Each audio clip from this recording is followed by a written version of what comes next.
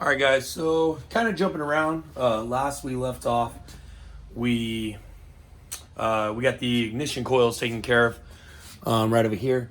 The bike is firing. It's firing really well. I do have older spark plugs. I still am waiting on one new carb.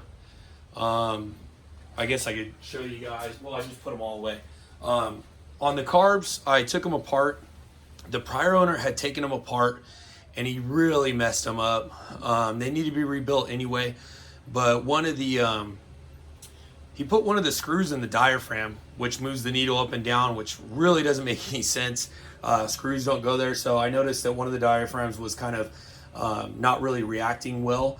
And so when I took it apart and looked at it, it was actually the screw in there. And then after that, the diaphragm was good. So they need a basic cleaning and jet. They need a new jet kit. And since we're going to be swapping out for pods, I know everybody who owns one of these says don't swap for pods. These things hate pods. They love the factory air box.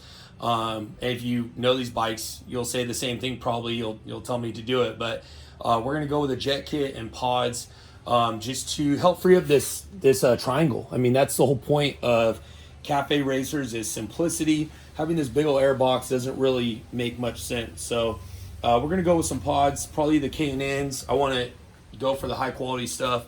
And then the jet kit, I looked at just getting jets. I think I'll be better off getting a jet kit that has good reviews. That way it's, simple, because these things already don't like pods. They already make it hard for running pods. So just to make my life easier, I think it'll cost more money, but it'll make more sense and less heartache than having to continually taking out the jets, taking out the carbs and redoing it until it gets right. You could buy a set of jets for, I think they're like $6 each. You need new main jets and then new pilot jets. So that's 8 jets right there. So, you do that a couple times trying to dial in the mixtures and you're already into a jet kit. So you might as well just buy the jet kit that has good reviews, buy what you need and just do it the one time. And hopefully it'll run a lot better. It'll idle better, and then the top end will be better. So, like I said, I'm waiting on the carburetor kits. I actually had to buy a new carburetor because, like I said, the prior owner really biffed it, and those jets are brass, so he stripped out the head of the brass, one of the jets. So one of the other pilot jets I was able to save, even though it was in pretty bad shape, but one I wasn't. So I had to get a new carb, which as anybody knows, these bikes are not cheap. They're like, if you buy a set of used crappy ones, they're like over $200 for a full set. I found one for $50 plus shipping, and then I'm gonna have it I'm gonna have it cleaned and then the jets removed. That way I don't get it and have trouble getting the jets out. So ultrasonic clean, that's what it is. I'm gonna have it ultrasonic clean for me, just that way I don't have to worry about any of that. So today we're gonna work on taking off the tail, this whole tail piece, because we're not gonna be utilizing that. We're gonna be making a tail pan for us that'll house all the electronics. Sorry, I'm trying to get my knife here. I'm really unorganized. And then we're gonna get this air box out and the battery box out, because the battery will also be relocated in the tail piece. So I think we're gonna try to get all that out today. We have a lot of electronics on the other side. We have some electronics on this side. This is the turn signal. This was bad and we replaced it. It's a flasher. It was like $13 on Amazon. So if you have an older bike and you're having issues with it, just swap it out. It's like literally 2 wires. It plugged right in. You don't even have to really know how to do any wiring. So that's what we're going to try to tackle today. Like I said, the air box, the tail piece, maybe the handlebars, but I really don't want to deal with handlebars until I get the new ones in. So I could try to decide on clip-ons and all that good stuff. So we'll see how far we take it today. I did already work today, so let's get to it.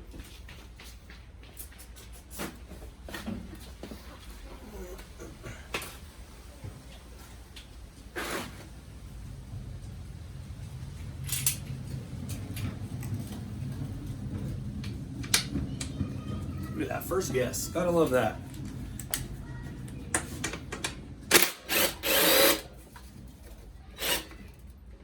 Of course, there's one on the inside.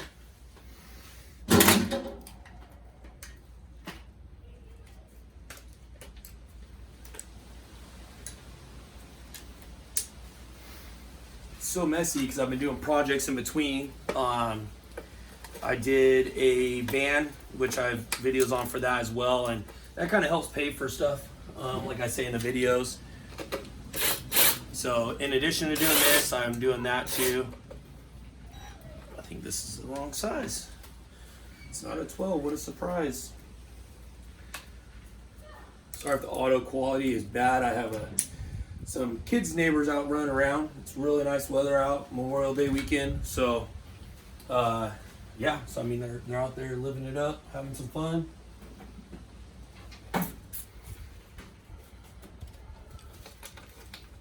You know what?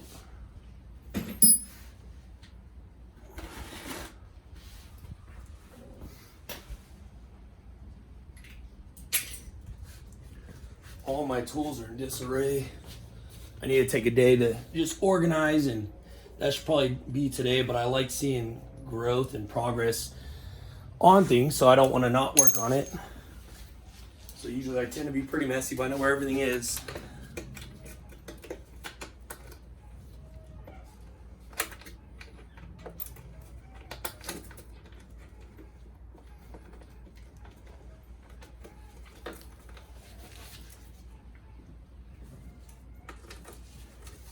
So it's not 10, it's not 12.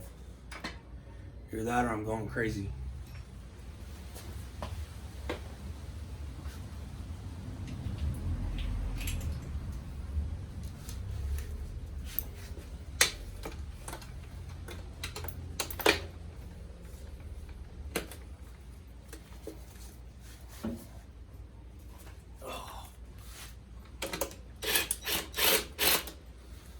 I guess it was a 12.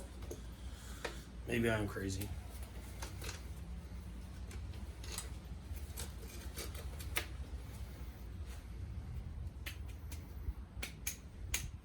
Now it doesn't want to come out of the socket. So something's probably going on with that. Maybe that's why I didn't like that 12-point ratcheting wrench switch to a 6-point socket, and it grabbed it. It's a little nasty looking. But we'll save all the hardware, like I said in a prior video. Like, a lot of this hardware is pretty, not universal, but it's the same on the bike. So you kind of want to save stuff to save yourself from having to buy something down the road.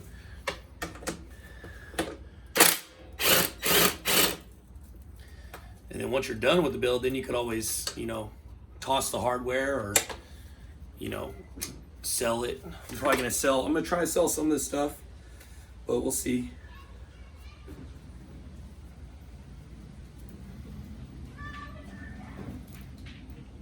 Here come the kids, they're running up and down the street.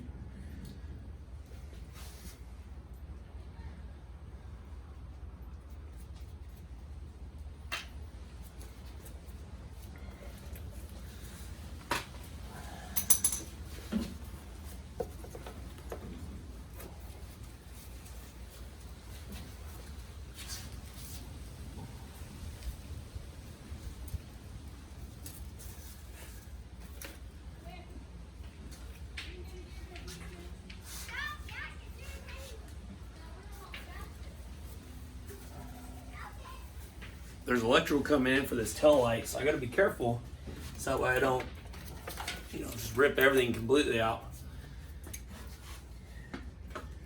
Like I said, maybe somebody's going for the classic look, and maybe they want this piece, you know, I don't know. So I want to try to be careful with everything. I didn't spray much of this down with lubricant or anything. There's obviously a lot of mud in here, but they're coming out.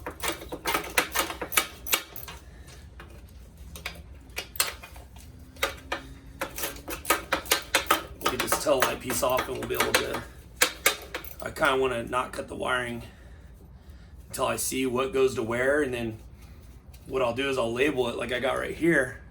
I got this one labeled, it's left. If you're sitting on the bike, that's the way I have it. I'm not sure if that's the way other people do it, but if you're sitting on the bike, left is left, right is right. So I have the hot wire marked and then the ground wire marked, so that way I don't have to try and test things and figure them out later. Save myself some time when I get to wiring. Some people can't stand wiring. I don't mind the wiring. It's all relatively simple, and like I said, since this is gonna be a cafe, it's even more simple. Like on the gear selector, it actually, most bikes just save it if you're in neutral, and then the rest you use your mind for. But this one actually tells you every gear, so you don't even have to really pay attention, I guess. I mean, it literally tells you what gear you're in, which is kind of nice. It looks like these screws are back, so I'm gonna have to take off the plate and see what we got going under there.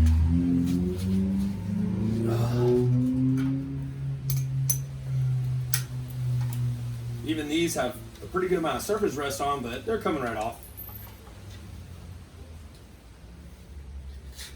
That's one of the nice things about being in California. Even when you have rusty things, it's not like other places. It's not like other states. You know, we think we have rust here just because there's a little bit of surface rust, but some people really have surface rust. A couple of these are pretty bad, actually. I think I spoke too soon. None of them want to come off. I said something, and then not one wanted to break loose after that. So I got one off. Let's get the liquid wrench. This is liquid wrench, pin train oil. It's not just your WD-40, it has other stuff in it too, so try to use this. Smells great too. In case anybody's wondering what it smells like. It does not smell good, but it lubricates the threads and it breaks them loose. I have had a couple bolts on this, on the case, that I can't get off, and that really sucks because I've tried to notch it, I've tried an impact wrench, I tried the JB weld trick. I don't have a welder, so obviously I know I'm gonna have to get one, so that's on my list. I might just try to borrow one because when I do the bar back here, I'll need it. I might have to do some gusset welding here. I'm gonna have to like cut this down the pipe and then weld it, and then like I said, I'm gonna have to weld a couple of nuts on those bolts so I can get them out. I don't need the case open that I know of. Once we get it running, then we'll know if we need it or not. So let's hope we don't. But the heads look like crap anyway, so I'm gonna want to pull them out. I was looking at getting a stainless steel kit that kind of includes everything. That includes all your fasteners for your engine, stuff like that. I'm contemplating, just for like nostalgia purposes, I'm actually contemplating leaving the motor how it is. There's some things I might polish up, but I'm thinking about leaving it the raw, rough looking metal. Just like how, you know, cars are doing like the patina look. Not that I'm necessarily going for patina, but I was thinking about leaving it kind of raw as a design thing, not out of laziness. I mean, I'm probably gonna pull this motor anyway and paint the frame, but just because I think it will look kind of cool, having everything look like brand new and then having the motor just looking kind of raw and untouched essentially. So that's one of my ideas that I'm kind of bouncing off of myself, I guess. And oh, I just lost something. Something went flying. Well, we'll see. Still got a long time before we get to that point, until we get the motor pulled and stuff like that, where we have to make that decision. So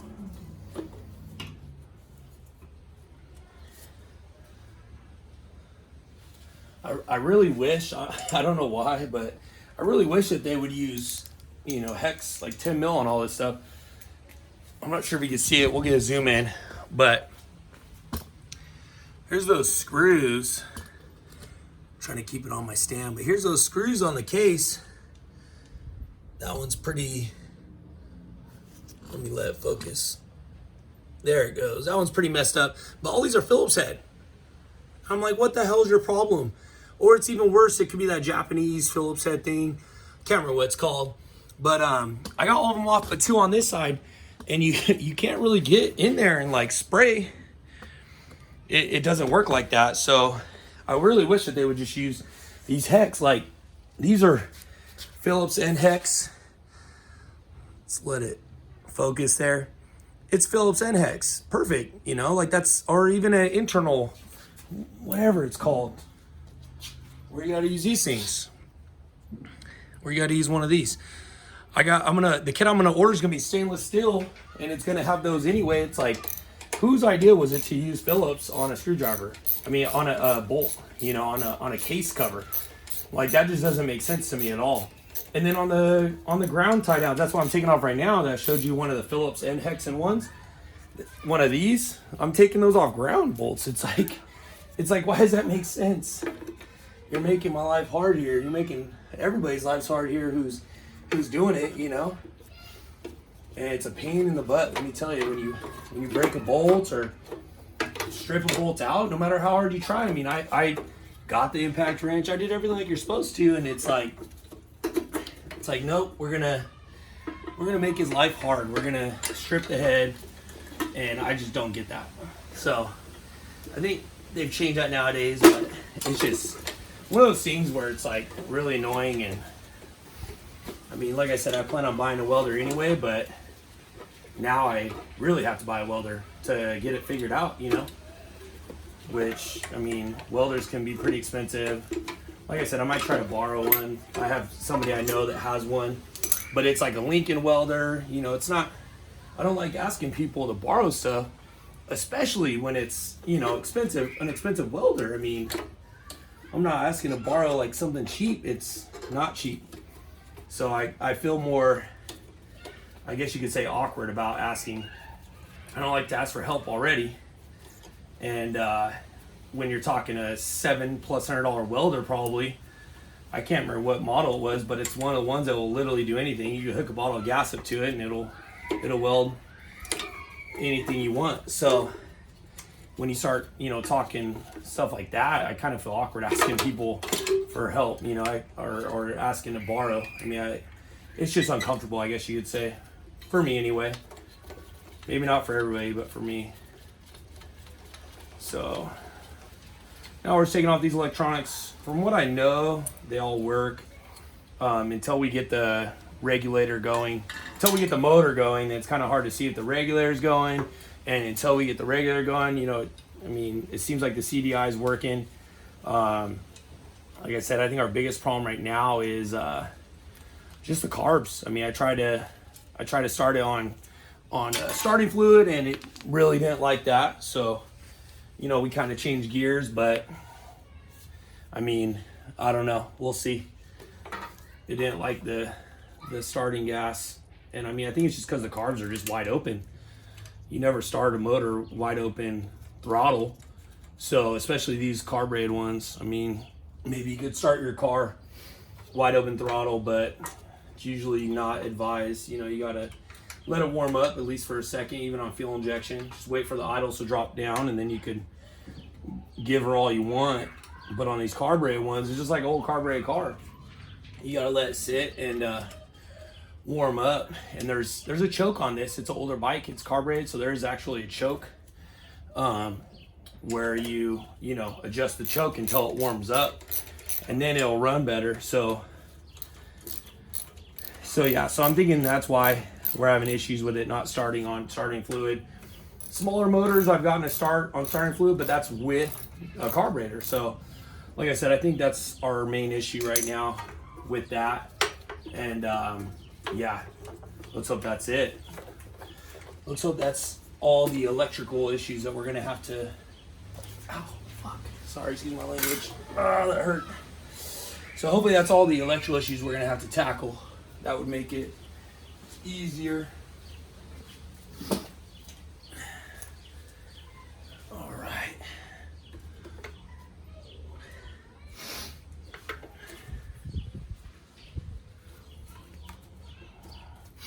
All right, let's bring you on this side. So as you can tell, we got the battery box out. This is, I think it's called the CDI, the ignition box, essentially. So we got that out. What I did was I put the grounds back temporarily, even though this is going to move, and then the battery negative is going to move, and some other stuff is going to be kind of condensed and organized in this tail piece. I just kind of want to put stuff back where it goes, even on the battery box. This was the mount for the CDI. I kind of want to put stuff back just so that way it's organized. You know, if like I said, if I'm missing something, you know, a lot of people down the road, they go to fire these things up and then they have trouble because they don't have a ground connector or something. You know, grounds are super important on cars, motorcycles, boats. It's all one continuous loop. And if you don't have a ground connected, it's no longer a continuous loop. So then you have problems with it not running, or, you know, maybe a headlight's not going. One of those grounds was for the CDI. So then it probably wouldn't run without it. And then the other one was for an electric loom that goes who knows where. And the other one was just an extra ground running off the big negative cable. So like I said, trying to put everything back just to try and keep it organized as much as possible, to prevent issues, prevent things going missing or whatever. Like I said, my garage, my tool area might be kind of messy. I just have a 2-car garage. I don't have a side yard.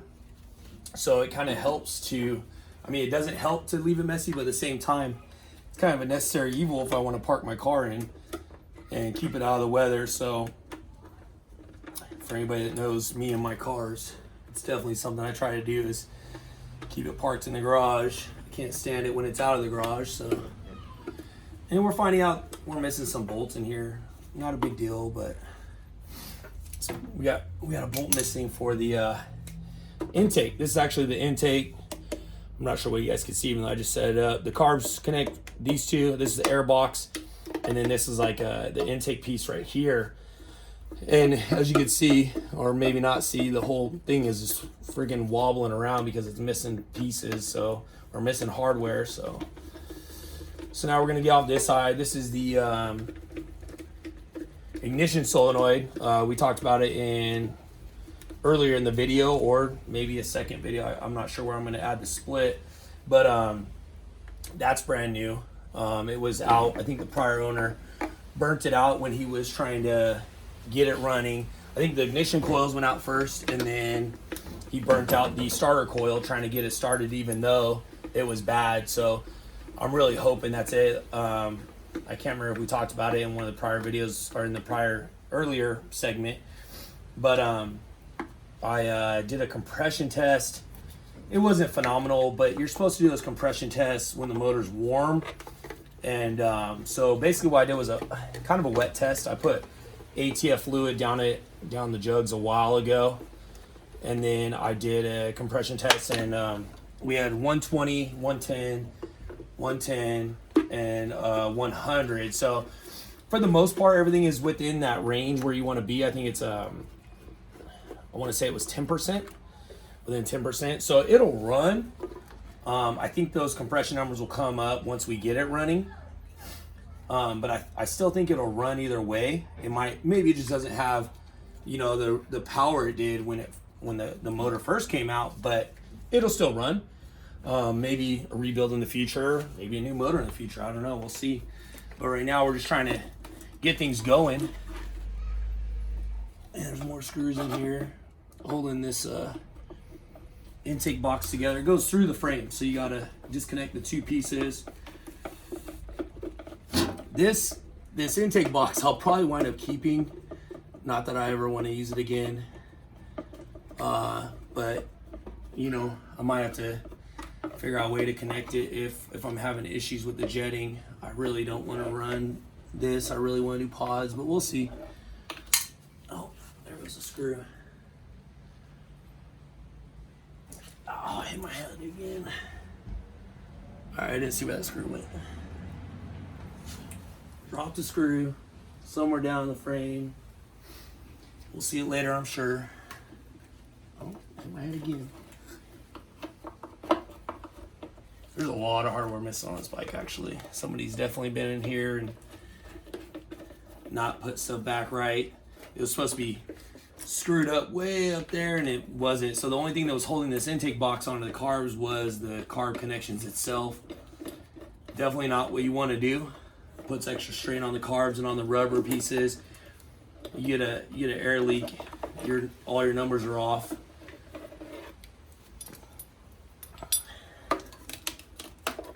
Oh yeah. All right, I think it might be good. Let's hope there's no screws on the bottom here. Let's see. Yeah, there's screws on the bottom. Maybe I should have done the bottoms first. It's gonna be a pain in the butt now. And there's a air fitting piece broken on here. There's a air fitting that goes from here to the air intake box. So it's probably leaking anyway. As long as it leaks after the carbs, then, yeah, after the carbs, before the carbs, as long as it leaks before it gets to the carbs, then the carbs will regulate it. But I'm thinking this bike had trouble running before it stopped running.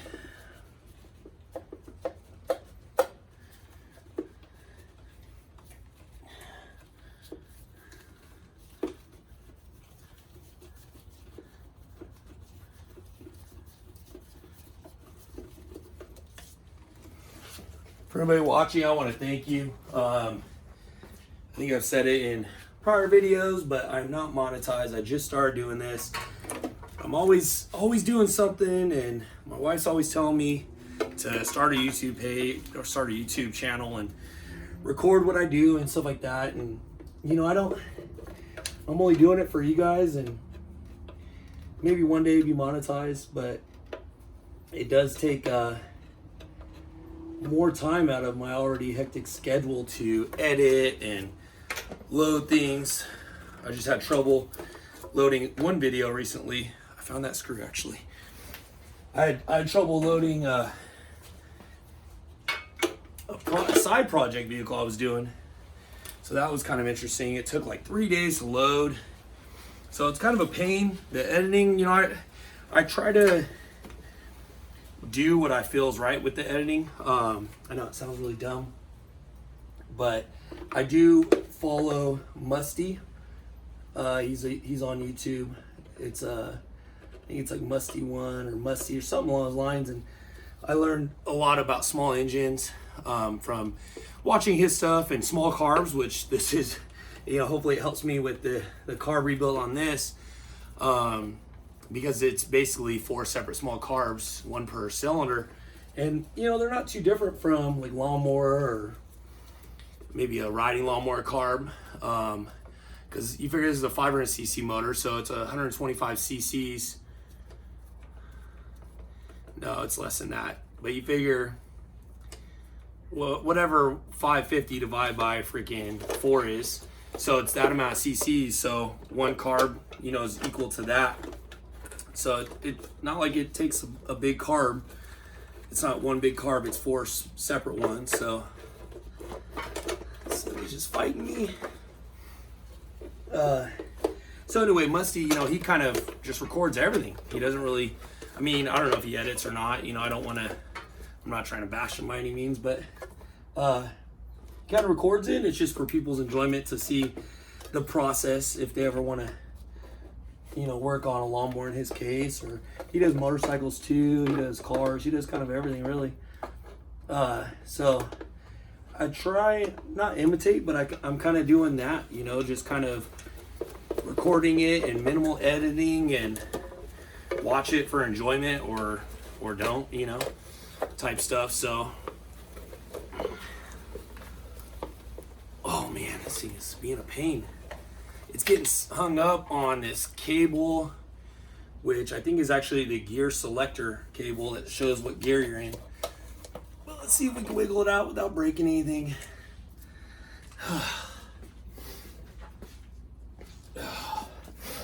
Oh, that's why there's a cable right here I'm getting hung up on. It's on the main loom. All right, what else? What else here? Maybe it just needs some muscling. All right, well, I got this piece done. Maybe there's one more piece left on the bottom, and that's the, what is it? The voltage regulator. I think that's what that is on the bottom. So maybe let's try to, you know, I can't even get that.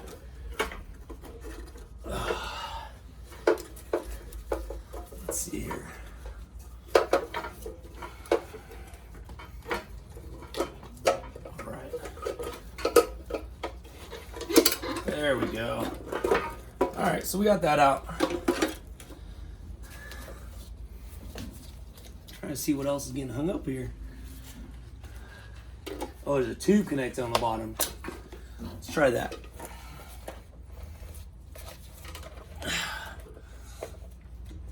Oh, there we go. All right, Jesus. So that's out.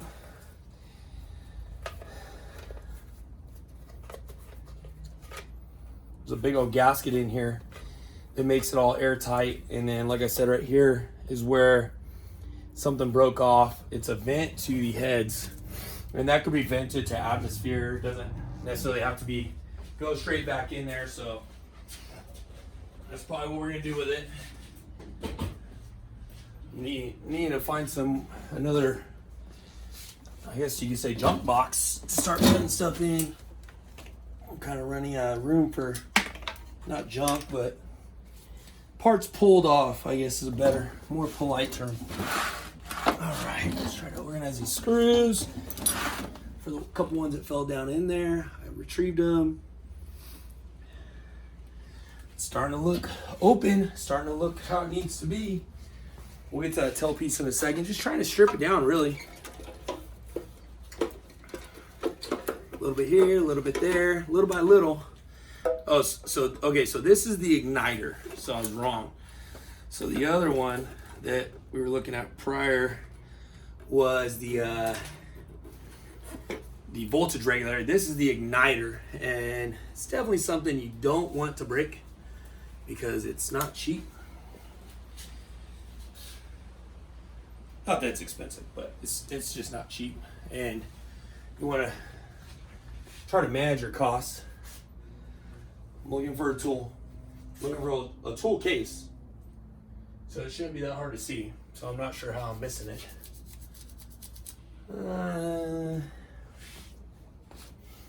It is my impact wrench. Oh, here it is.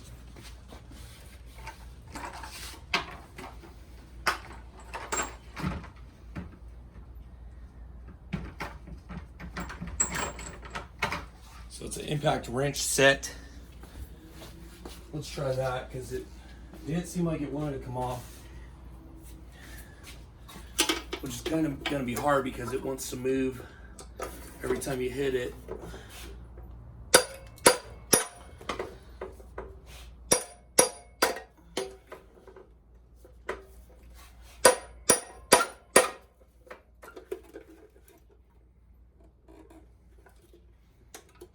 Let's try a couple whacks and then maybe we'll try a regular screwdriver again. Hit my hand. Not with a hammer. Trying to hold it and everything. I hit my hand on the metal as it was trying to kick back. Alright, so I got one off. Ugh. Doesn't want to come. Alright, let's get a glove swap. Gotta try to keep my hands clean for work. Most of the time I wear gloves at work anyway, so nobody's really noticed yet. I do try to wear gloves and try to scrub my hands, but sometimes your glove rips and you just keep going, and or your glove rips and you keep going for a minute till you put another one on, and so you get kind of dirty. But that's part of the job. I mean, if you want to do the job anyway. All right. So the connection for the CDI, I can actually take off. I feel like I'm just gonna hurt it. So let's take it off. There's all kinds of waterproof connectors, so. All right. Let's get this off. She doesn't want to cooperate. Big shocker there.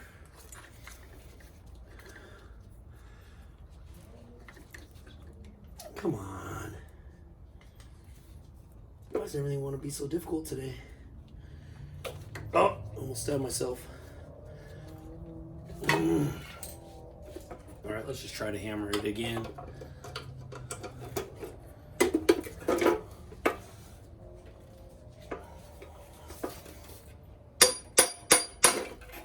So this is at the bottom of the intake box, so it's probably full of rust from years of water getting in there somehow. So that's probably why. That's probably why it doesn't want to come out, and nothing wants to work with me right now. All right, let's try this electrical connector again.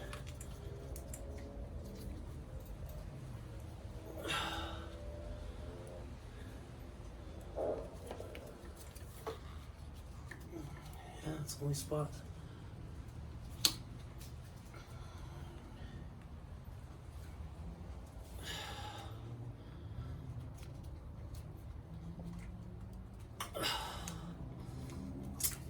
It's like it wants to come, but then it doesn't.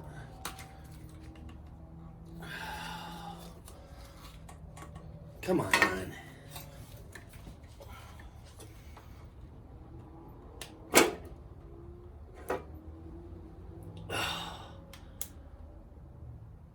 This connector just doesn't want to give it up.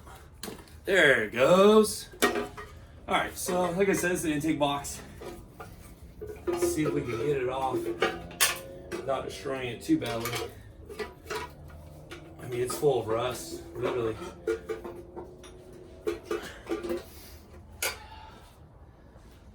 All right.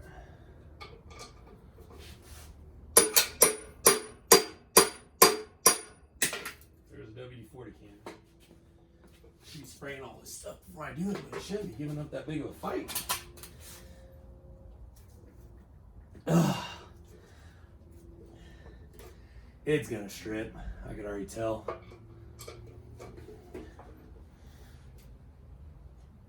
Oh, there it goes. Holy cow. Jeez.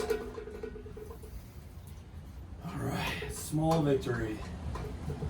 That's kind of what it's about, guys. If you want to do this for quick money, it's definitely anything but that.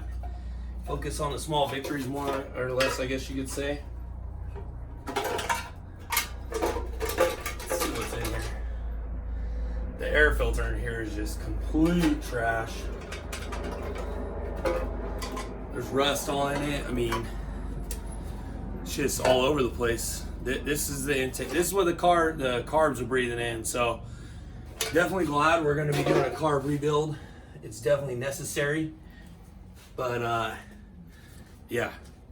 So if you have one of these, or if you have an old bike, make sure to keep your carbs clean, keep your intake air box clean.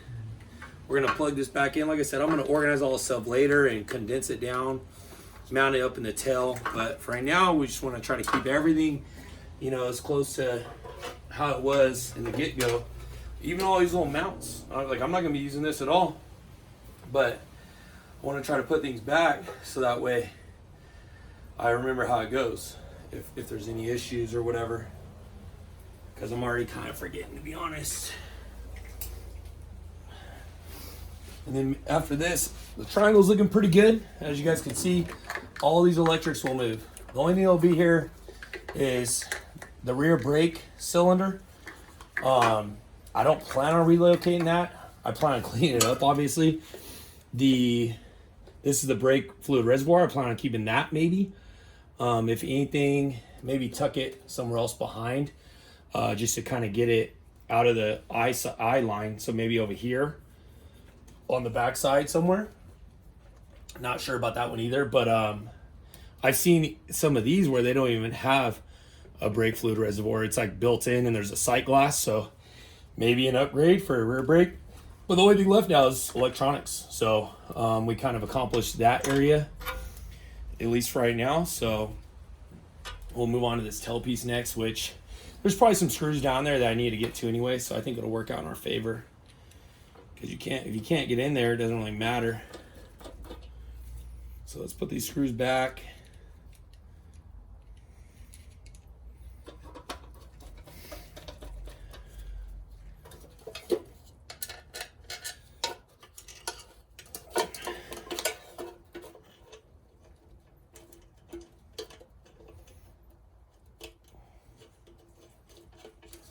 Yeah, even if these screws are long, you know, down the road, let's say you need a screw and your emergency set is too long, you could always cut them down.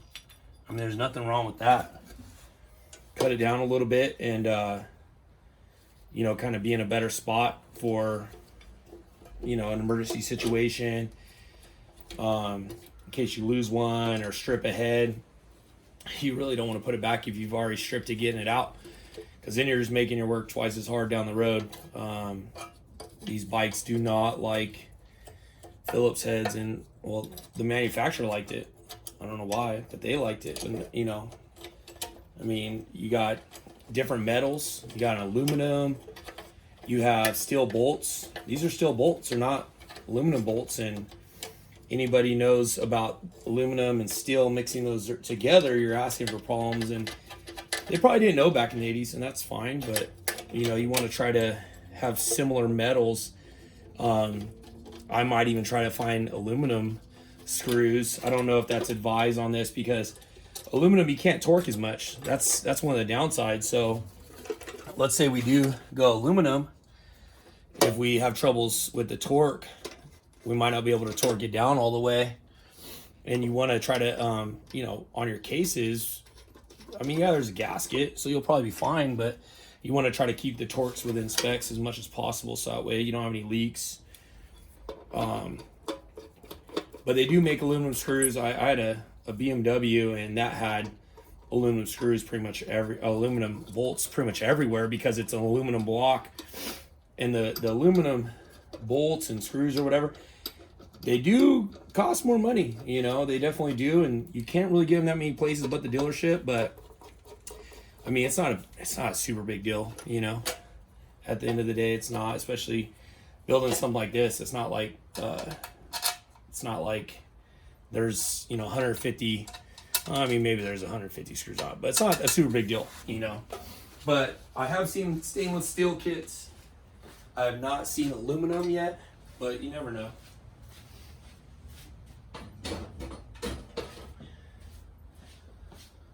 All right, we're stripping this bad boy down. Let's try these again. And this is just a license plate mount. There it is. See, a little bit of liquid wrench is what it's called. It just comes right off. I mean, when you could get to the back side of the screw, when you get to the front and the back, you have pretty good odds of getting it off. You know, sometimes even like exhaust work and stuff, they tell you to, oh yeah, I'm getting all these now. They tell you to spray both sides and let it sit overnight before you even try to pull anything apart. So I definitely advise it. You know, if you're East Coast, or if you're in the rust belt, as they call it, if you're in a high rust area, I highly recommend spraying everything down, front, back, inside, wherever you can get to the threads. Spray down as much as you can, just so that way you can try to prevent any extra work for yourself, because it's a pain. Like, for me to get these dang screws out of the block is going to be interesting. I might have to cut them and then take the casing off, which is where there's oil in there, so I got to drain it, which is going to get an oil change anyway. So I need to figure that out before I go changing the oil, because then I might be stepping on myself. I might change the oil and then realize, well crap, I got to take the side casing off, drain the oil again. So I mean, I put probably half of what it takes in oil. I filled with some fresh oil. It wasn't to specs necessarily, it was what I had. I think it was like 0.40 instead of 1040. Not a super big deal, but I filled it with that just to make sure I had oil in it as I'm trying to crank on it. I don't want to crank on it and have no oil in it, because that's definitely not a good recipe for the motor, the rings, nothing really. So I know I have a 10 mil ratcheting wrench somewhere and I can't find it. So, and my 10 mil knot ratcheting is missing. Kind of a hot mess, to be honest, guys. Bet you it's right under here, right underneath my work gloves. No, not there. No, not there. Alright, apparently it's not. Apparently it's not where I thought it was. It's kind of odd. Usually I try to put my wrenches in all in one spot so I have them, and apparently I didn't with either my ratcheting wrench or my regular wrench. Oh, wait, there we go. 10 mil, we got a winner. You guys probably saw it. I was pointing it out the whole time too. Musty says stuff like that. He'll say, you guys probably saw it and didn't tell me, did you? I like Musty. Musty, if you ever see this, know that you're all right in my book. You're an inspiration.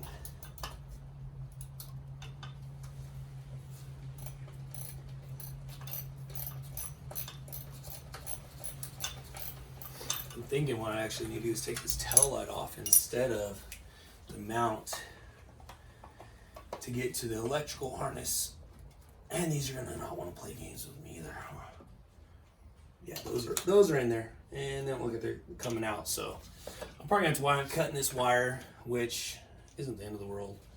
But as long as I can see what goes to what, I could always test it later.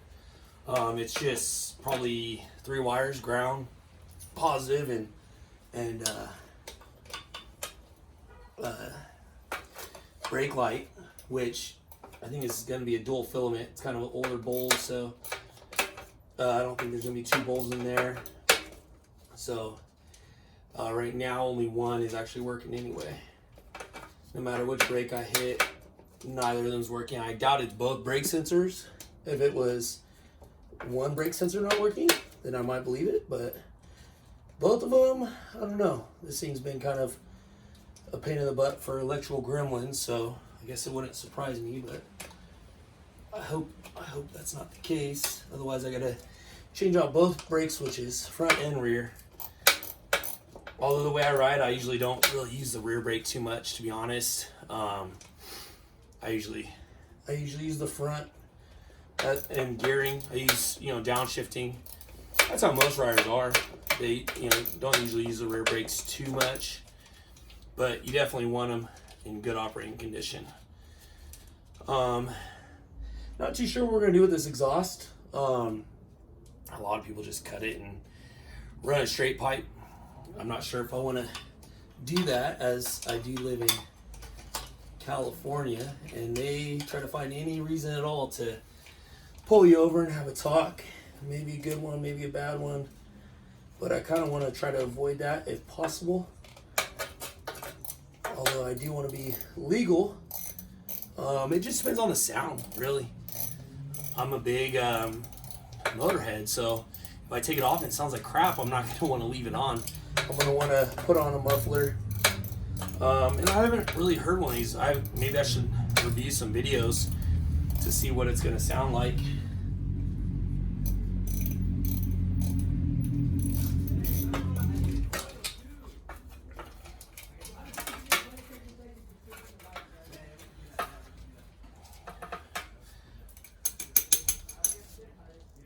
All right, so we got them out. I don't think that really helped me out, guys, just being honest. Like, that just pulls the light off. But if you want to get an electrical bike, you gotta take it off this mount. And I guess I can see it from here, but yeah, you gotta take it off the mount. Even if you take the lens off, you still gotta take it off the mount. So maybe I'll try to get my wrench, my Phillips head there. Maybe I'll try to spray it and let us see it.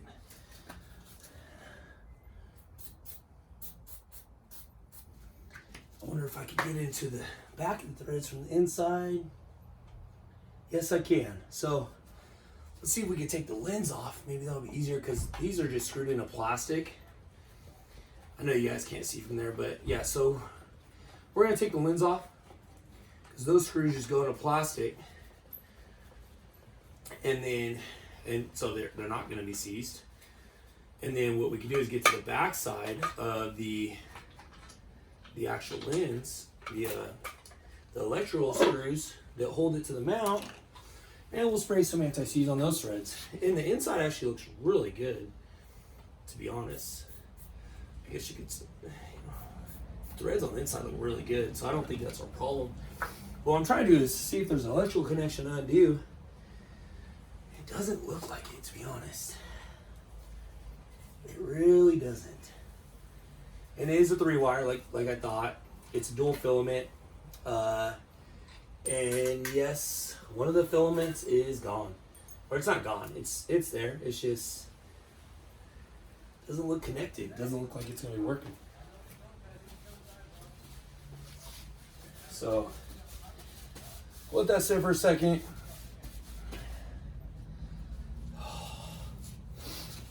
I think we're just wire cutting it, to be honest, guys, because I don't really see back to where it goes into the main loom. Probably right here. There's a cover on it.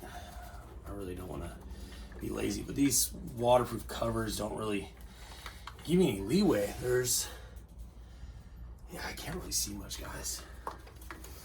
It might be more beneficial just to cut it and then trace those wires next time. I mean, it's not that hard with the electrical connector to test what is what. And then, because I don't see an electrical connection, it just goes straight into the bulb. So let's cut it. Let's just send it. I'm kind of taking longer than I wanted to anyway. I did have a somewhat long day today, so yeah, we'll just cut it, and then we're gonna extend these wires anyway, so it's not that big of a deal. We'll put some new wiring.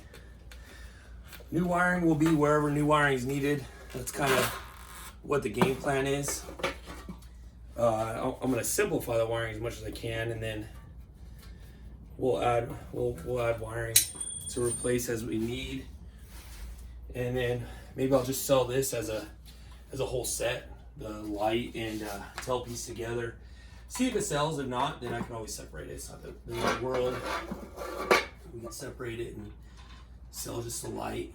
Maybe somebody needs it. Like I said, it's, you know, doing a restoration, not a resto mod or cafe, whatever. I liken, you know, I know a lot more about cars and motorcycles, so I kind of liken this to a resto mod, or a restoration is where every nut and bolt is OEM. It's exactly how it would have been from the factory. A resto mod is a little blend of both, but newer performance, newer styling, you know, higher performance, you know, better suspension, brakes, engine. Yeah, it still looks the same, but it's been modded. So that's why I call it resto mod, restore and mod. And a true restoration is everything that the VIN sheet says it has, and not one thing more.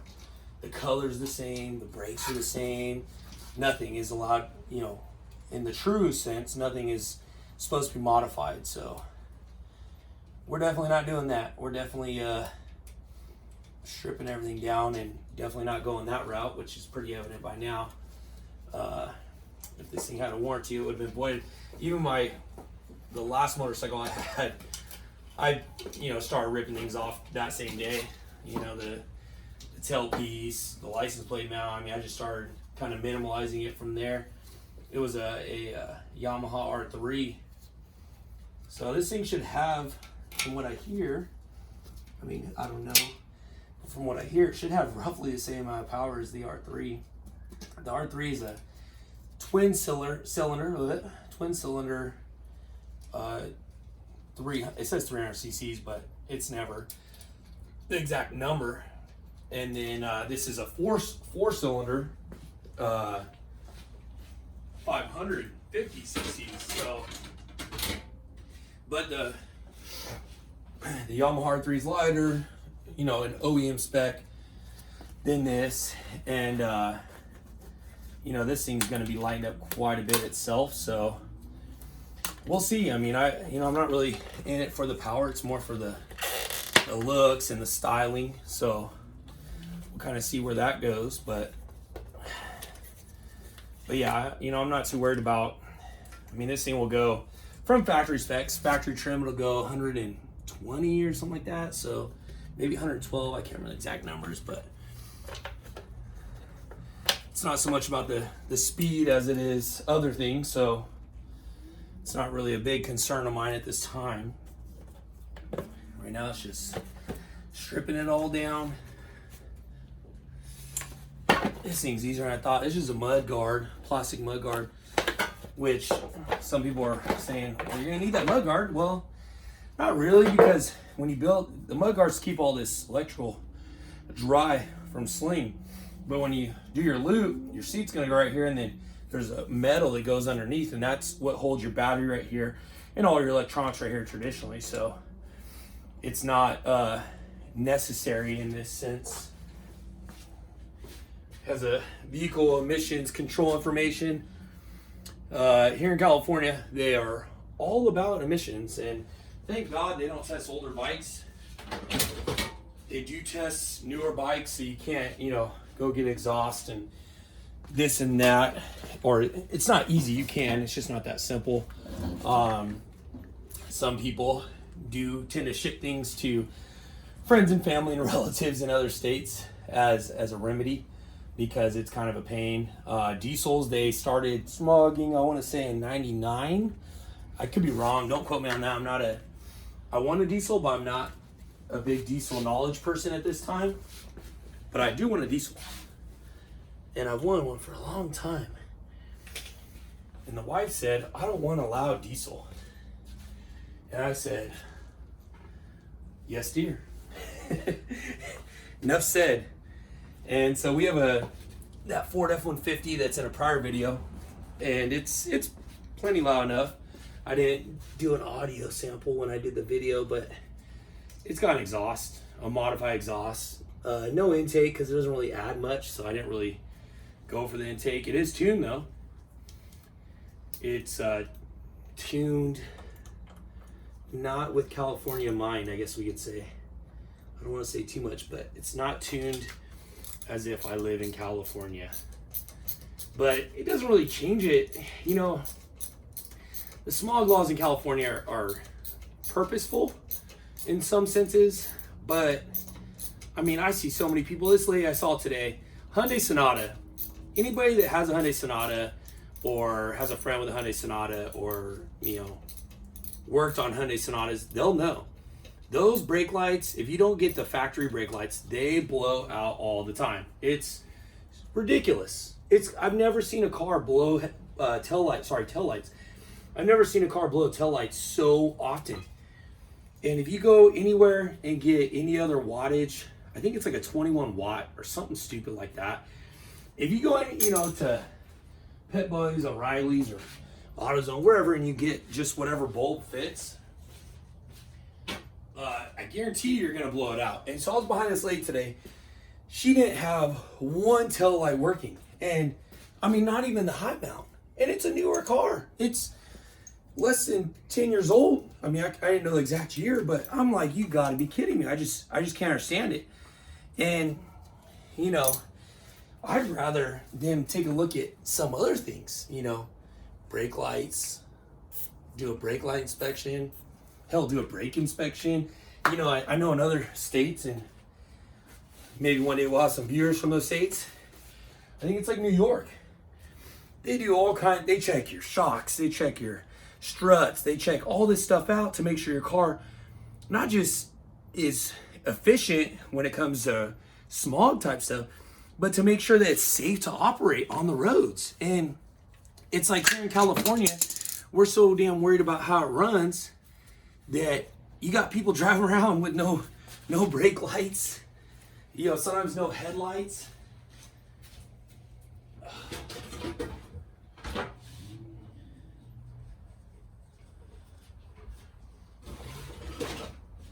I would much rather them focus on that kind of stuff than smog, because you could have an intake on it and it does the same exact thing as factory, maybe even is actually more efficient. And if it doesn't have the carb sticker on it, you fail. And if you fail, your next several smogs are not easy. You got to go to special places. You have to pay more money. It's kind of a joke. And, you know, for those of you that haven't researched it, or maybe you don't live in a state that requires it yet, I say yet for a reason, then you're going to, you know, these manufacturers are giving up. They're saying, fine, we're not going to do it. Why would they spend, it's $25,000 per part number. So for instance, my car's one of my cars is I have my truck. I'll say that one because I put on the video before. It's a 2012 F-150 with a 5.0. It came in, I think, 2 other engine variants for that year. Maybe just one, an EcoBoost. A couple years later, they changed the layout of the engine. The intake is a different design.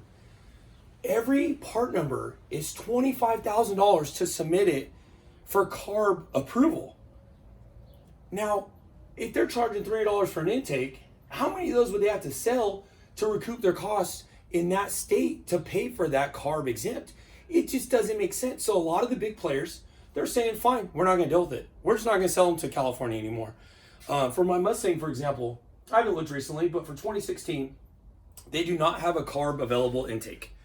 If you want a carb available intake, you got to buy an $8,000+ supercharger kit, because they'll recoup their costs on that. So they'll pay the $25,000 to submit that for carb approval, and they'll get that back in.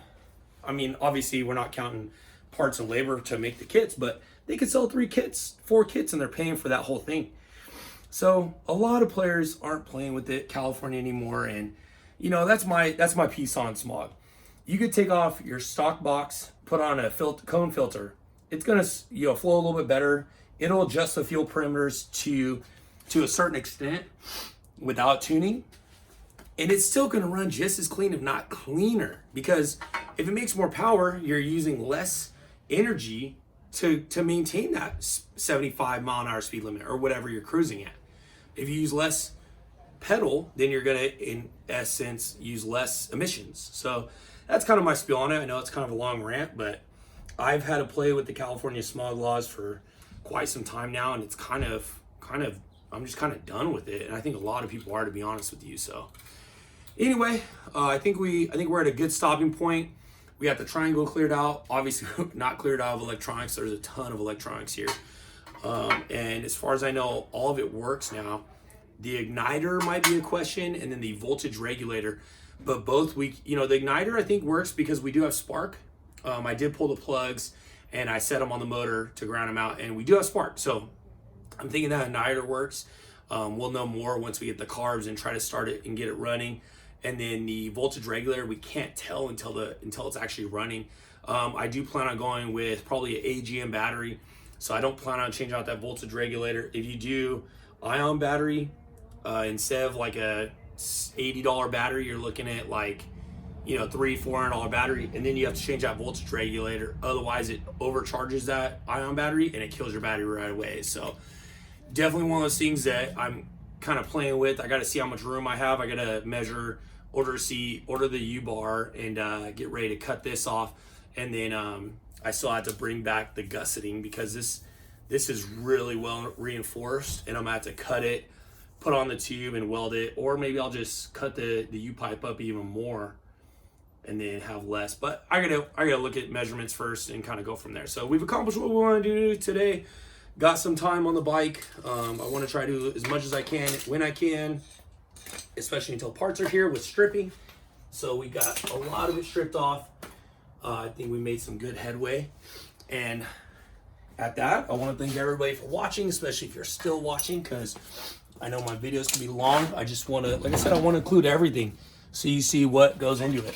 Maybe it's not necessarily how-to, but it's kind of a lengthy video of just an overall build. I don't really do speed shots and speed it up and stuff like that. Maybe I will down the road. I'm kind of still learning editing. So anyways, thank you, and I appreciate it again, guys.